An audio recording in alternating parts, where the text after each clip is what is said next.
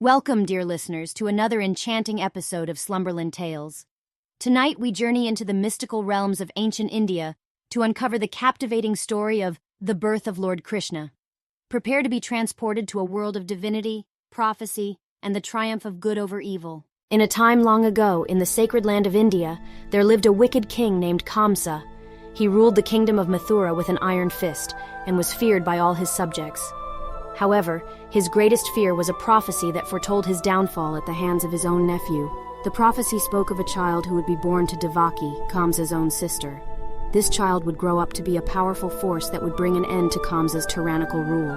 Filled with paranoia and insecurity, Kamsa decided to imprison his sister and her husband, Vasudeva, to prevent any such child from being born. Devaki and Vasudeva were locked away in a dark dungeon, and Kamsa made sure to kill every child they bore. The people of Mathura lived in fear, and prayers for deliverance filled the air. But the divine had a plan of its own. Devaki and Vasudeva were devout worshippers of Lord Vishnu, and their prayers reached the heavens. Pleased by their devotion, Lord Vishnu himself decided to intervene. On a stormy night, as rain poured and thunder roared, Devaki and Vasudeva were blessed with the presence of the Supreme Lord. In his divine form, Lord Vishnu told them not to fear. He instructed them to take their newborn child across the raging river Yamuna to the peaceful village of Gokul, where a loving couple named Yashoda and Nanda were welcoming a baby girl. As the couple listened to Lord Vishnu's words, they marveled at his majestic presence.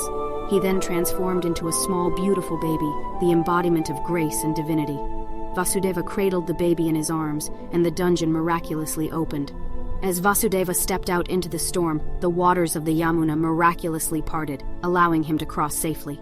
He reached Gokul and exchanged the baby boy with baby Yashoda and Nanda's newborn daughter, who had just arrived. Then, Vasudeva returned to the dungeon without anyone noticing the divine exchange. Back in Mathura, Kamsa received the news of Devaki giving birth to a baby girl. Relieved, he thought the prophecy couldn't come true. He rushed to the dungeon, but when he attempted to take the baby girl, she transformed into the goddess Durga and warned him that his true destroyer was alive and well elsewhere. Meanwhile, in Gokul, the baby boy, who was none other than Lord Krishna, grew up under the loving care of Yashoda and Nanda. His divine and mischievous deeds would soon make him a beloved figure in the hearts of all. And so, the birth of Lord Krishna marked the beginning of a new era, a time of love, wisdom, and the triumph of good over evil, as he would eventually return to Mathura to fulfill his destiny and rid the world of the wicked Kamsa. The story of Lord Krishna's birth teaches us about the enduring power of faith, love, and the divine intervention that can transform even the darkest of circumstances into a beacon of hope and light. And that, dear listeners, concludes our tale for the night. We hope you've enjoyed this journey into the rich tapestry of Indian mythology.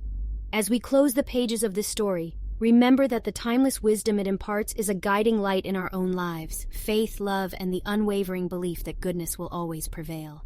Until we meet again in the realm of dreams, may your nights be filled with peaceful slumber and sweet dreams. Good night.